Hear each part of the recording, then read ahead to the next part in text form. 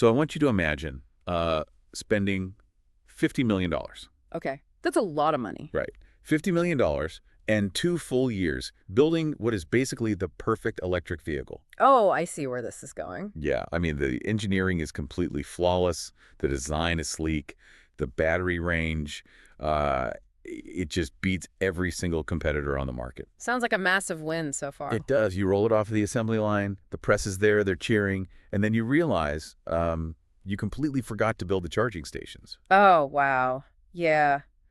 That is a nightmare. It is. You have this absolutely perfect product and literally nowhere for your customers to plug it in. Right, which means the product is essentially useless. Exactly. Yeah. And the thing is, that is not an engineering failure. Like, the car works perfectly. Right. It's not really an operational failure either. Mm-hmm. It is a massive, fatal, strategic failure. It really is. And, today we are looking at exactly why brilliant, highly funded companies make catastrophic errors like that. Yeah, and conversely, how the rare few actually manage to see the entire board and just dominate their industries. It's basically the ultimate business puzzle. Because when a company fails at that massive level, it's almost never because their day-to-day operations were sloppy. Right. They usually have great engineers and accountants. Exactly. It's because the overarching vision, like the actual strategy, was either fundamentally flawed or totally disconnected from reality, or in some cases, just missing altogether. And for you, our listener, who we know is probably an MBA student staring down a really looming make-or-break exam on strategic management, understanding that difference is basically the whole game. Oh, absolutely. The pressure is real. I mean, you are probably sitting there right now surrounded by like 5 empty coffee cups trying to rote memorize textbook definitions. Yep. Trying to figure out what a strategy is versus a tactic versus an operational goal. Exactly. And just hoping it all somehow sticks in your short-term memory before you have to walk into that exam room. Which, honestly, is a completely understandable reaction to the sheer volume of material in an MBA program. I mean, the amount you're expected to synthesize is just overwhelming. It really is. But trying to memorize the dictionary to learn how to write a novel, it just doesn't work. Right. It doesn't give you the underlying mechanics of how the pieces actually fit together in the real world. You really need to understand the structural DNA of the subject. Okay, so let's unpack this. Our mission with this deep dive today is to transform your foundational study material, basically everything covering the introduction to strategic management. Right. The core concepts. Yeah, to take you from these dry, printed pages into a dynamic, unforgettable mental framework. We want to get away from treating this like a vocabulary test. Definitely. We want to treat it like you're unlocking the ultimate cheat code to business survival. I love that phrasing, a cheat code, because to ace an exam on this, you can't just recite what strategic management is. Right. You have to understand how it evolved, why it exists, and the actual mechanics of how it operates inside a multi-billion-dollar corporation. So let's start at the absolute foundation then. Let's really pull apart the difference between operational management and strategic management. Well, the distinction is vital. And honestly, it's where most people, even like seasoned executives, start to trip up. Wait, really? Even executives get this wrong. Oh, all the time. Because traditional operational management is basically all about the present. Okay. It involves planning, organizing, leading, and controlling the day-to-day stuff. The efficient production of goods, managing the sales force. So just keeping the lights on and money flowing. Exactly. Monitoring financial performance, resolving HR disputes. It is entirely about maximizing the efficiency of what you are already doing. Okay, so if we use a maritime analogy here, let's say we're running this massive transoceanic shipping company. Okay, I like where this is going. Operational management is the engine room, right? It's making sure the ship's pistons are firing efficiently, making sure the cruise shifts are optimized. Right, making sure the cargo is tied down so it doesn't shift in a storm. Exactly. It's just keeping the ship moving forward at maximum speed with minimum fuel waste, which is incredibly difficult, vital work. Oh, it's absolutely vital. I mean, without the engine room, the ship is dead in the water. You go nowhere. Right. But strategic management is standing on the bridge, looking at the horizon, and deciding which ocean you should actually be sailing in to begin with. Oh, that's good. Which ocean? Yeah. It's envisioning the future and realizing it. Like, why are we going to the Pacific instead of the Atlantic? What are the competitor trade routes doing? Exactly. What do the long-term weather patterns look like? Strategic management determines the long-term performance and the ultimate destination of the whole enterprise. Which means they really don't replace each other. You still absolutely need that engine to work. Yes, 100%. But strategy is aligning the engine's power with a deliberately chosen destination. Yeah. You're integrating the internal capabilities of your ship with the external environment of the ocean. Exactly. And, this integration wasn't always the default way of thinking in business. It wasn't. No, not at all. And this is a huge tip for the listener. If you want to impress a professor on an exam, you need to demonstrate that you understand how the very definition of strategy has evolved over time. So like bringing in the history of the concept. Yes. The academic thought process has shifted radically, and mapping that shift shows you understand the broader economic context. Okay, so where do we start with that history? Well, look at how Alfred Chandler defined it way back in 1962. Okay, 1962. His whole framework was just about determining basic long-term goals and then adopting courses of action and allocating resources to carry them out. Huh. That feels very arithmetic, I guess. Like figure out what you want to do and put your money and people toward doing it. Goal, action, resource allocation. It is very foundational. But, you have to look at the era. In 1962, the post-war economic boom was in full swing. Right, things were booming. Yeah, competition was largely domestic, supply chains were relatively straightforward, and obviously, the internet didn't exist. So it was just simpler. Much simpler. Yeah. If you just allocated your resources efficiently toward a long-term goal back then, you were probably going to succeed because the environment was stable. But things obviously changed. Radically. Contrast Chandler's 1962 definition with the modern framework established by thinkers like Dess, Lumpkin, and Taylor in the mid-2000s. Okay, so jumping ahead like 40 years. Right. Their focus completely shifts. It moves away from mere resource allocation and zeroes in on one specific phrase. Which is? Creating and sustaining competitive advantage. Okay, let's pause right there because competitive advantage is one of those phrases we just throw around in business like confetti. Oh, constantly. It's practically a buzzword. Right. Sounds great. But what is the actual mechanical definition of it? I mean, it doesn't just mean having a slightly better marketing campaign, right? No, not at all. It is far deeper than just being slightly better. A true competitive advantage is a structural moat around your business. A structural moat. I like that. It means you possess something, whether that's a patented technology, an exclusive distribution network, a regulatory barrier to entry, or even just a brand loyalty so fierce it defies logic. Like Apple fans buying whatever they put out. Exactly. It's something that literally prevents your competitors from copying your success.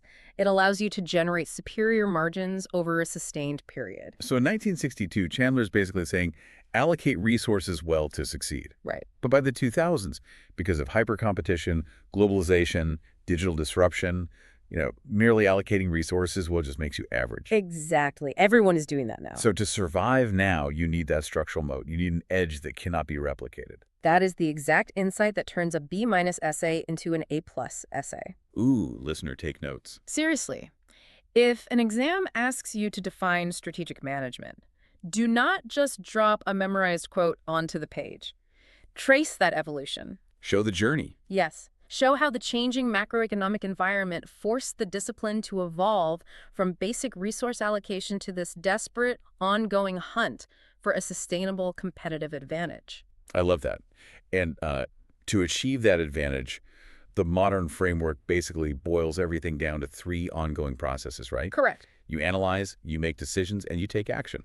Or, in the fancy academic terminology, strategic analysis, strategic formulation, and strategic implementation. Spot on. And nested inside that second phase, strategic formulation, are arguably the 2 most important questions in all of business. Okay, lay them on me. Every strategy, whether you are a local bakery or a multinational tech conglomerate, is ultimately trying to answer these 2 questions. First, what businesses should we compete in? Yeah. And second, how should we compete in those businesses? So the first question is really the corporate level strategy. What businesses should we compete in? Like, are we a software company or are we a hardware company? Exactly. Let's take Apple, like we mentioned. Decades ago, they were just a computer company. Then they decided to compete in the music industry, with the iPod and iTunes. Right. That was a massive shift in what business they were in. Then the mobile phone industry. Yeah. They deliberately chose which battlefields to enter. And then the second question, how should we compete, is your business level strategy. Okay, how so? Well, once Apple decided to enter the mobile phone battlefield, how did they choose to fight? Did they compete by making the cheapest, most affordable phone for everyone? Oh, definitely not. No. They competed on premium design, a closed ecosystem integration, and really high margins. That was the how. So you analyze your environment, you formulate your path by answering those two massive questions, and then you implement the actions. You got it. You align your organization's structure, culture, and resources to actually execute the choice you made. That is the theoretical core, yes. But I mean, theory is clean and reality is super messy. Managers are making hundreds of decisions every single day. It's true. So how do we actually spot a truly strategic decision out in the wild? Like, what makes a choice rise to the level of strategic management versus just a really high-stakes operational decision? To determine that, we have to look at the 6 defining dimensions of a strategic decision. Okay, 6 dimensions. And these aren't just arbitrary guidelines, right? They are the chemical formula of strategy. If a decision is missing these elements, it is simply not strategic. Got it. What's the first one? The first dimension is that it requires top management involvement. Okay, I have to challenge that right out of the gate. Go for it. Doesn't requiring top management involvement for strategic decisions just create a massive administrative bottleneck? I mean, if every big move has to go to the CEO, how does a modern company move fast enough to survive? It sounds like a recipe for total paralysis. It's a very valid concern, but you really have to separate strategic decisions from operational agility. How do you mean? Well, the reason top management is required isn't about ego or micromanagement. It is purely about perspective and authority. Perspective. Yeah. A strategic decision, by its very nature, spans multiple departments. It impacts marketing, IT, human resources, finance, all at once. Okay, that makes sense. A mid-level manager in marketing simply does not have the aerial view to understand how a massive shift in brand positioning is going to completely strain the IT department's data infrastructure. Ah, I see. They just can't see over the walls of their own department. Exactly. Furthermore, only top management has the actual legal and financial authority to authorize the sheer scale of resources required. Which naturally brings us to the second dimension, right?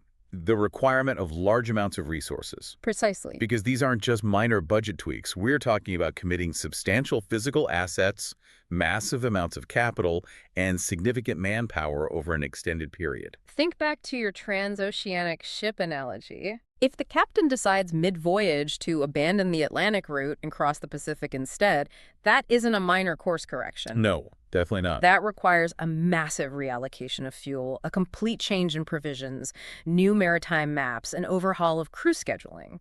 A manager down in the engine room simply cannot authorize that level of resource expenditure. Nor do they understand why the Pacific is a better long-term choice in the first place. Exactly. And that perfectly sets up the third dimension. It affects the firm's long-term prosperity. Yes. These decisions have an anchor effect. An anchor effect. Once a firm commits to a strategic path, its image, its market positioning, its competitive advantage, they are all tied to that choice for years, sometimes decades. Let's use a real-world hypothetical here. Imagine a legacy automotive company that has built combustion engines for a century. Okay.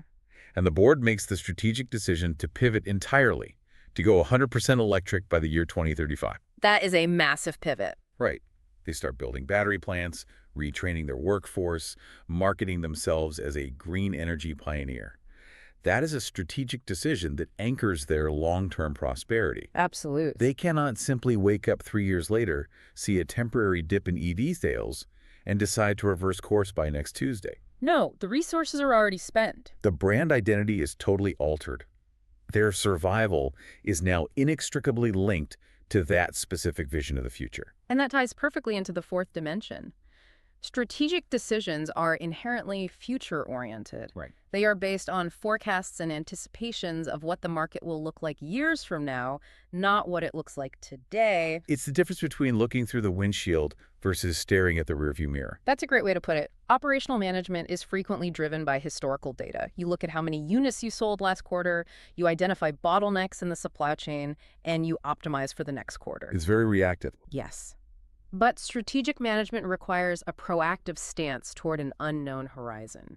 You are asking, what will our customers demand 5 years from now that doesn't even exist yet? How will artificial intelligence disrupt our pricing model in a decade? Exactly. It's anticipating the unknown. It's terrifying, honestly. Yep. You are placing massive, unchangeable bets, based on educated guesses about a future that hasn't even happened. It is high stakes. And the fifth dimension adds even more weight to it. These decisions have multifunctional or multi-business consequences.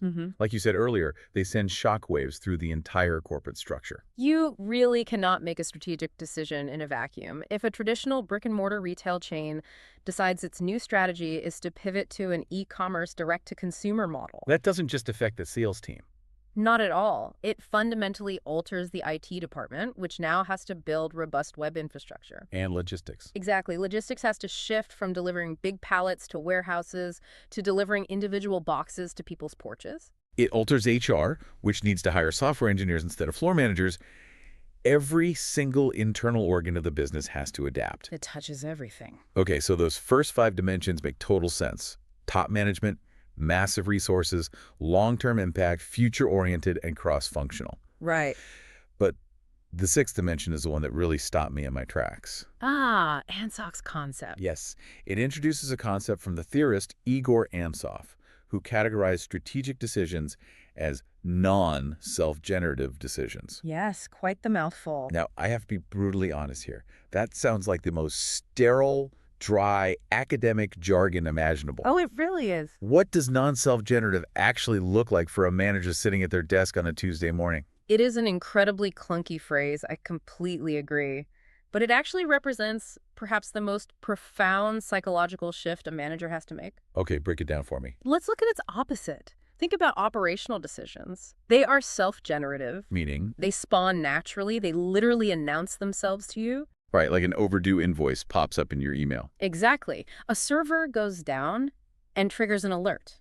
An employee calls in sick and you have to cover their shift. The problems physically present themselves. The day-to-day friction of running a business constantly generates problems that demand immediate attention. Right. The fire is burning right in front of you and you must put it out. Okay. Strategic decisions, however, are non-self-generative. They do not ring a bell. There's no alarm. There is no urgent calendar invite. There is no flashing red light on your desk that says, "Warning, shifting geopolitical demographics will render our primary product line obsolete in 7 years." Oh, wow. Okay.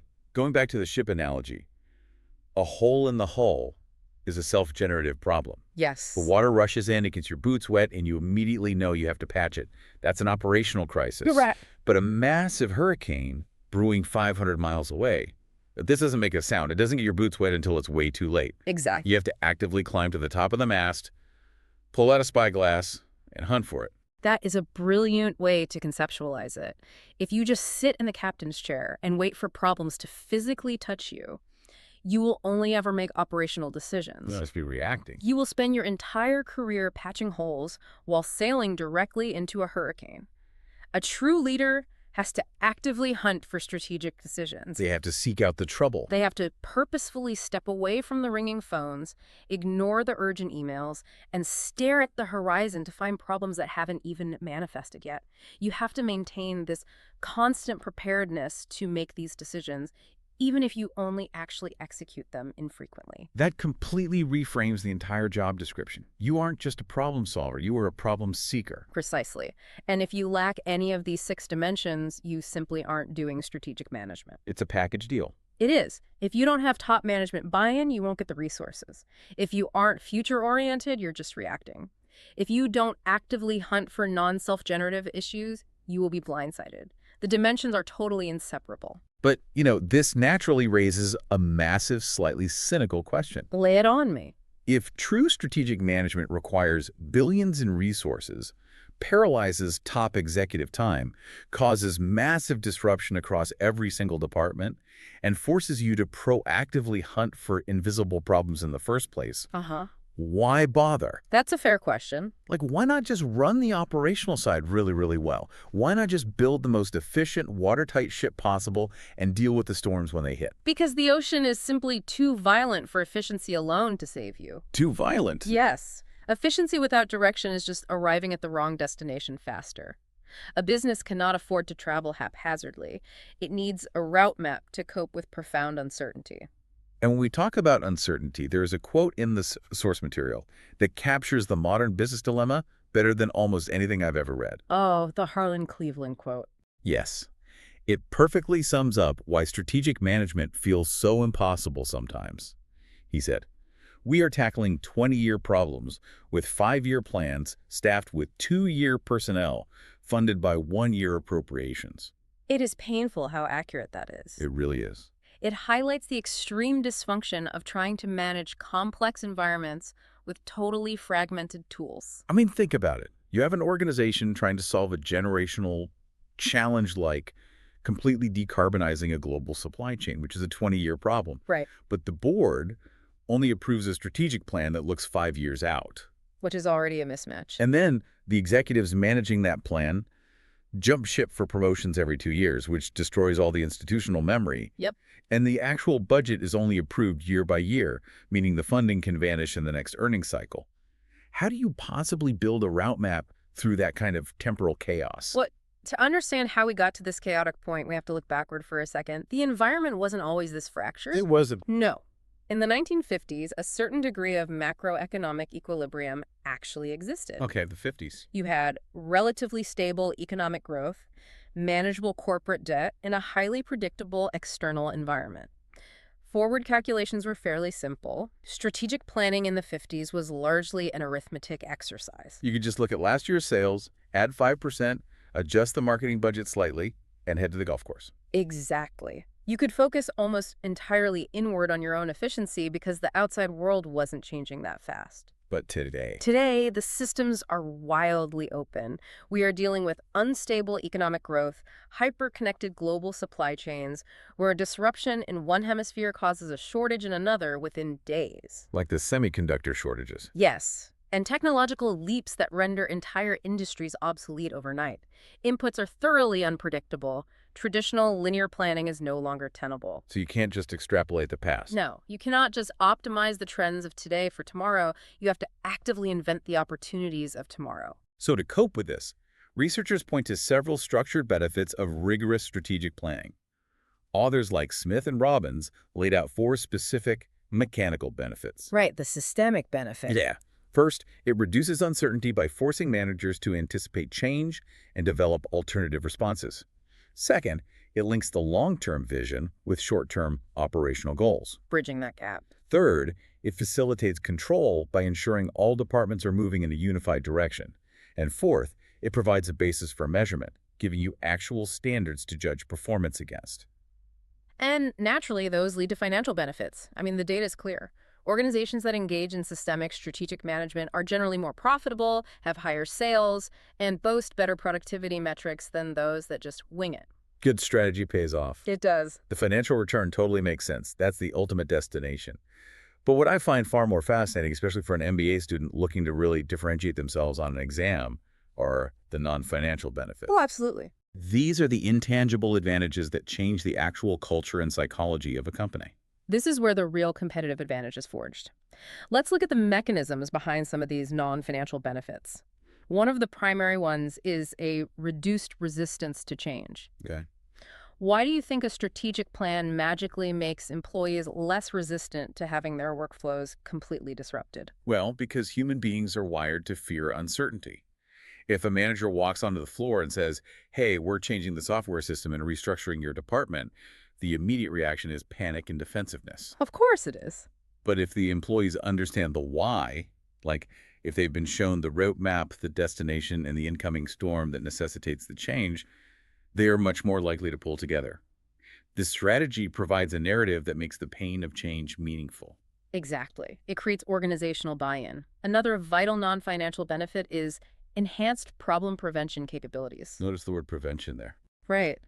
When an organization adopts a strategic mindset, they are no longer just reacting to those self-generative problems we discussed earlier. They aren't just patching holes. No, they are actively scenario planning. They are building contingencies for supply chain shocks before the shock actually happens. I look at it like a fitness analogy. Well, let's hear it. The financial benefits, the profit margins, the market share, that's like winning the marathon. That's the destination. Right. But the non-financial benefits, the increased discipline, the breakdown of departmental silos, the heightened awareness of external threats, those are the grueling daily workout routines. I like that. You don't just win the race because you mapped out the route. You win because the agonizing process of preparing for the race fundamentally altered your physiology. You are stronger, leaner, and more resilient. And that resilience translates directly to how management interacts with each other. Strategy provides an objective framework for evaluating problems. Objective, meaning not personal. Exactly. When a conflict arises between two departments, say marketing and engineering, Which happens constantly. constantly, you don't evaluate the problem based on internal politics, turf wars, or which vice president has more influence. You evaluate it objectively against the strategic plan. You ask, which path advances our stated long-term goals? Yes, it depersonalizes the conflict. Here's a massive tip for the listener writing their exams right now. Listen up. Professors see 1,000 essays saying strategic management is good because it increases profits. That is table stakes. That is a solid C-grade answer. It's boring. Very boring. If you want an A, you need to articulate the holistic human capital value of strategy. You write an essay that says, beyond mere financial returns, a robust strategic framework acts as a psychological anchor for the organization. Beautifully said. It reduces internal resistance to change by providing a coherent narrative. It breaks down operational silos by increasing cross-functional managerial interaction, and it depersonalizes conflict by providing an objective standard for decision-making. If a student writes that, they're getting an A. You show the professor you understand the psychology of the firm, not just a balance sheet. Exactly. Okay, let's pause and consolidate our map so far. Good idea. We know strategic management evolved from basic resource allocation to the endless pursuit of competitive advantage. Yep. We know it requires massive resources, top-level commitment, and a proactive hunt for invisible problems. We know it acts as a stabilizing route map in a chaotic world, making companies not just richer but structurally and psychologically more resilient. It paints a very rosy picture, doesn't it? It sounds as though if you just hire a team of brilliant strategists, your organization suddenly becomes invincible. It sounds like an absolute magic wand, but we know business doesn't actually work that way. Not at all. In fact, some of the most spectacular corporate disasters in history were orchestrated by companies that had massive, highly funded strategic planning departments. Oh, absolutely. On an MBA exam, you have to know the counterargument. You have to understand the pathology of failure. So let's explore the dark side. What are the actual risks and limitations of strategic management? Well, a mature business student must recognize that strategic planning is an intricate, complex process that takes an organization into completely uncharted territory. It is not a guaranteed prescription for success. Right. In fact, if conducted haphazardly, it can be actively dysfunctional. The first major limitation is the sheer cost, specifically the opportunity cost of executive time. Right. Going back to dimension one, top management involvement is required. Yes. But these are the exact same executives who are responsible for keeping the lights on today. Yeah. If your C-suite and top managers vanish to a 2-week executive retreat in Aspen to build a 10-year vision, who is minding the store? That is the exact risk. Drawing top management away from their operational duties can cause immediate short-term fires to burn completely out of control while they are off theoretically envisioning the future. The organization can hemorrhage cash today while they're planning for tomorrow. Exactly. And then there's the psychological risk, the disappointment. Disappointment. Imagine dedicating months of agonizing work to building a comprehensive strategic plan. You launch it with massive fanfare. Okay. And then 6 months later, a global pandemic hits, or a competitor launches an AI tool that renders your product obsolete. The strategy is blown to pieces. Oh, man. The resulting drop in morale isn't just a bummer, it actively breeds cynicism. It leads to what we call initiative fatigue. Yes. Employees roll their eyes and say, oh, great, here comes another 5-year plan from corporate that won't last 6 months. And once that cynicism takes root, implementing any future strategy becomes exponentially harder because you've lost the trust of the workforce. Which perfectly sets up the third and, frankly, most dangerous limitation. This is the fatal disconnect. The ivory tower. Exactly.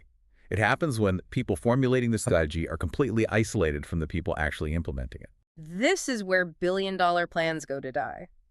You have a group of brilliant, highly paid strategists sitting in an executive boardroom, drafting an intellectually flawless plan on a whiteboard. Sounds great so far. But they haven't spoken to a customer in 5 years.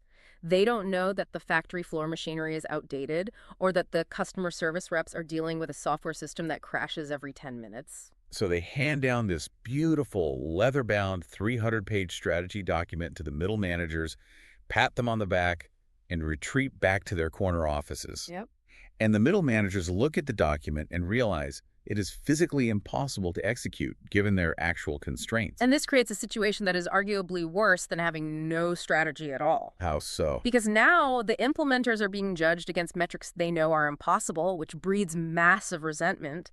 And the formulators are totally baffled as to why their perfect plan isn't working, usually blaming the implementers for being incompetent. This circles right back to that Harlan Cleveland quote. It does. You cannot have the executives who write the 5-year plans be totally divorced from the realities of the 2-year personnel executing them. The thinkers must be intimately tied to the doers. Exactly. Strategy is a double-edged sword. It requires immense time, it demands careful management of expectations, and it absolutely requires operational alignment. So to avoid that haphazard dysfunction, organizations don't just sit in a room and guess. They rely on a specific, structured framework. They follow a process. Right. For the MBA listener, this framework is the backbone of your exam prep. You must master the strategic management process. But I have to offer a warning here. A warning. We are going to build this perfect logical framework, and then we are going to look at a massive plot twist at the end that completely upends it. It is the mark of a truly advanced curriculum. The text sets up the rigid rules and then teaches you exactly when and why to break them. Okay, let's learn the rules first. Let's walk through the 4 chronological elements of the traditional strategic management process. Sounds good. Step 1, strategic analysis. This is where you lay the foundation. You define the organizational purpose through vision and mission statements. What business are we in? What kind of company do we want to be? And importantly, this step requires both internal and external analysis. You look inward at your core competencies and weaknesses, and you look outward at the macroeconomic environment, competitor moves, and regulatory changes. You are trying to get a complete picture of the board. Which leads to step 2, strategic choice. Right. Now that you have analyzed the board, you have to decide what move to make. The analysis shows you what the organization could do. The choice is deciding what it will do. Yeah. And there's a fascinating detail here. The text notes that this choice reflects the values of managers and other stakeholders. Let's expand on that because it proves that strategy isn't just cold algorithmic math. Give me an example. Imagine 2 different pharmaceutical companies facing the exact same environmental analysis and possessing the exact same R&D capabilities. Identical on paper. Identical. One company's stakeholders highly value aggressive, high-risk, high-reward growth. They choose a strategy of pouring all resources into discovering a single blockbuster drug. High risk. Yes. The other company's stakeholders value steady, reliable dividends and community trust. They choose a strategy of manufacturing stable, low-margin, generic medications. The data was identical, the analysis was identical, but the underlying values dictated completely divergent strategic choices. That is a phenomenal point. The math gives you the options. Your values make the choice. Exactly. So you've made your choice. Step 3 is strategy implementation. This is where the ivory tower has to touch the ground. Yeah, the rubber meets the road. You have to ensure the organization has the right structure, the right resources, the right technology, and crucially, the right culture and leadership to actually execute the choice. Implementation is often the hardest phase. It requires taking an abstract idea and translating it into daily operational metrics. It means restructuring departments, changing compensation models to reward the new behaviors, and pushing through the inevitable resistance. And finally, step 4, strategy evaluation and control. You have to set up monitoring systems to judge if the strategy is actually working. Right. Are we hitting the targets? Has the environment shifted underneath us? You measure, you evaluate, and you course correct. So there you have it. A beautiful, pristine, 4-step chronological model. 1, analyze. 2, choose. 3, implement. 4, evaluate. It looks flawless on a PowerPoint slide. It does. It is logical, it makes intuitive sense, and it provides a great deal of comfort to anxious managers. It is the business equivalent of an X-ray. It makes the murky, chaotic world look crisp and orderly. Yes. And now we reach the master's level insight. This is the plot twist we promised. Buckle up. This is the concept that separates the student who just memorizes the textbook from the student who actually understands executive leadership.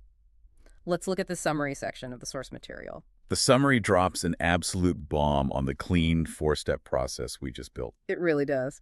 It warns that while a sense of direction is important, it can also actively stifle creativity, especially if it is rigidly enforced. Right. It says that when a strategy becomes too deeply internalized, it leads to organizational groupthink, where the company defines itself so narrowly that it completely misses peripheral threats and opportunities. It explicitly states that in an uncertain and ambiguous world, fluidity can actually be more important than a finely tuned strategic compass. But the quote that really blows up the entire traditional model is this: even the most talented manager would no doubt agree that comprehensive analysis is impossible for complex problems. Let's truly unpack the gravity of that statement. Step one of our beautiful framework was strategic analysis. The foundational premise was that you analyze the environment before you make a choice. But the text is conceding a brutal truth about the modern world. You will never have all the data. Never. The global market is too complex, too interconnected, and moving far too fast. If you sit in your boardroom waiting until your analysis is comprehensive before you act, the market will have completely passed you by.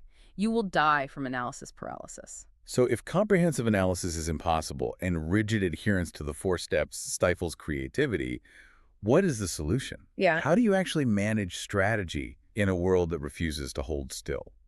The text provides the antidote, and it is the most critical takeaway of this entire deep dive. It states that formulation and implementation of strategy must occur side by side rather than sequentially. Side by side. Yes, because strategies are built on assumptions, and in the absence of perfect knowledge, those assumptions will never be perfectly correct. Side by side rather than sequentially. That completely destroys the idea that you finish step 2 before you start step 3. It does. It means you are formulating the choice while you are already implementing it. It's like trying to build an airplane while you were already falling out of the sky. That is the exact reality of modern executive leadership. You do not have the luxury of building a perfect airplane in a windless hangar. You really don't. You have to launch the chassis off the cliff based on your best available assumptions, and then you have to rapidly adjust the wings, build the engine, and steer while you are experiencing the turbulence of the open air. The text wraps this concept up in 3 perfect words. It says the essence of being strategic lies in a capacity for intelligent trial and error. Intelligent trial and error. That is the death of the ivory tower. Good riddance. It destroys the arrogance of the executives who believe they can predict the future perfectly on a whiteboard. True strategy is not a rigid religious doctrine you force the company to follow. It is a fluid hypothesis. You make an educated guess. Right. You test it in the real world, you gather the feedback, you realize your assumptions were slightly wrong, and you rapidly adapt. And it concludes with this thought. Strategic management is a question of interpreting and continuously reinterpreting the possibilities presented by shifting circumstances. It is never finished. It is a continuous loop of reinterpretation. So, for the listener preparing for their exam, here is how you actually leverage this. Okay. If you get an essay question about the strategic management process, you absolutely must list and explain the 4 chronological steps: analysis, choice, implementation, evaluation. Show the professor you possess the foundational knowledge. Right. Show them you read the book. But you must conclude your essay by tearing down the rigidity of that very framework. Yes. You explain that while the sequential model is a useful teaching tool, applying it too rigidly in a hyper-complex, ambiguous real-world environment leads to fatal analysis paralysis and groupthink. Precisely. You argue that true modern strategic management requires formulation and implementation to happen concurrently. You use the phrase intelligent trial and error. The professor will love that. By synthesizing the rigid framework with the absolute necessity for fluidity and adaptation, you demonstrate that you aren't just reciting a textbook. You are thinking like a CEO navigating a chaotic market. That synthesis is the hallmark of a top-tier business mind. You demonstrate respect for the structure, but a deep understanding of its practical limitations. This has been a massive journey through the material. Let's briefly zoom out and look at the territory we've covered so you can really lock in this mental framework. We started by fundamentally separating the operational engine room from the strategic bridge. Right. We trace the evolution of strategy from Chandler's basic resource allocation in the stable 1960s to the modern, desperate hunt for a sustainable competitive advantage. We outlined the 2 defining questions of corporate and business strategy, what battlefield to choose, and how to arm yourself for it. We then explored the chemistry of a strategic decision. It requires top management perspective, enormous resources, and a focus on long-term prosperity. It ripples across multiple functions. And most crucially, we explored Ansof's concept of non-self-generative decisions. Ah, yes, hunting for problems. We learned that true leaders don't just put out the fires in front of them, they climb the mast and actively hunt for the storms brewing on the horizon. We examine the desperate need for strategy in a world characterized by Harlan Cleveland's 20-year problems and one-year budgets.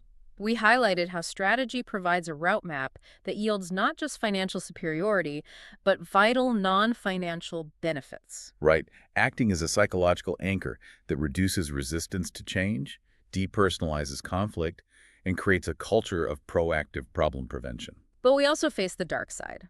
We looked at the immense opportunity cost of executive time, the danger of initiative fatigue when plans fail. And the fatal trap of the ivory tower, where disconnected strategists draft impossible plans for middle managers to fail at. And finally, we unpacked the process itself. We built the pristine four-step model of analysis, choice, implementation, and evaluation. And then we introduced the ultimate master's level pivot.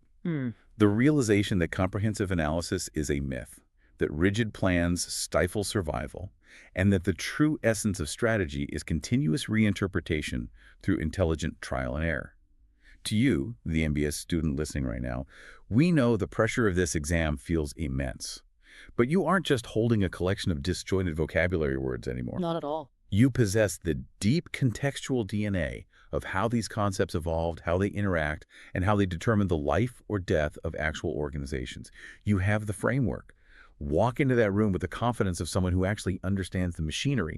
We know you are going to absolutely crush it. And as you pack up your notes, pass this exam, and eventually step into your career leading real organizations with real people, I want to leave you with one final thought to mull over. Okay.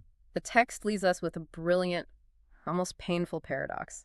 It states that fluidity can be more important than a finely tuned strategic compass. So as a future leader, ask yourself, how will you build a multi-million-dollar, comprehensive, long-term strategic plan that is rigorous enough to secure funding and satisfy a demanding board of directors, while simultaneously holding on to the deep, quiet humility that your core assumptions are probably wrong and you will need to fundamentally adapt tomorrow based on intelligent trial and error? That tension right there, it isn't a bug in the management system. That tension is the entire job.